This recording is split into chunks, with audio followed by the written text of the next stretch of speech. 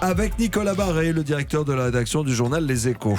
C'est une menace sérieuse. Boris Johnson, qui est en piste pour succéder à Theresa May comme Premier ministre du Royaume-Uni, ne veut tout simplement pas payer à Bruxelles la facture du Brexit. Oui, et c'est une histoire assez invraisemblable. Boris Johnson a prévenu ce week-end dans une interview au Sunday Times. Lui, Premier ministre, il n'est pas question que Londres paye cette facture.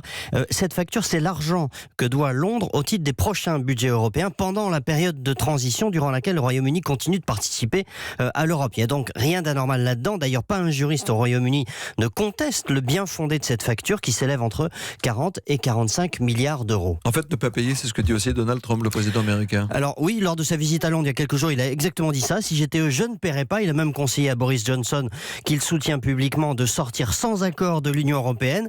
Ce que veut Boris Johnson en menaçant de ne pas payer, c'est négocier de meilleures conditions de retrait. L'argent sera conservé jusqu'à ce que nous ayons plus de clarté sur le chemin à prendre, dit-il.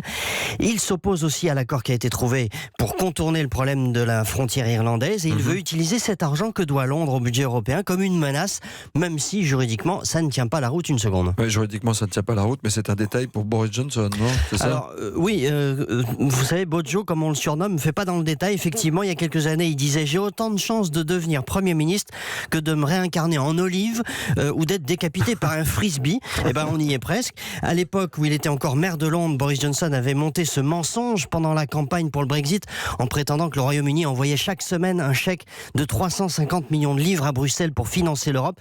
Il y avait même des bus qui circulaient avec ce slogan.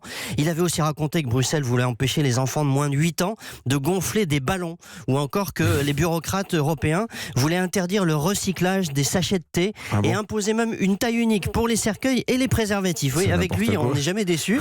Alors évidemment, il se trouve toujours des gens pour gober ces fake news.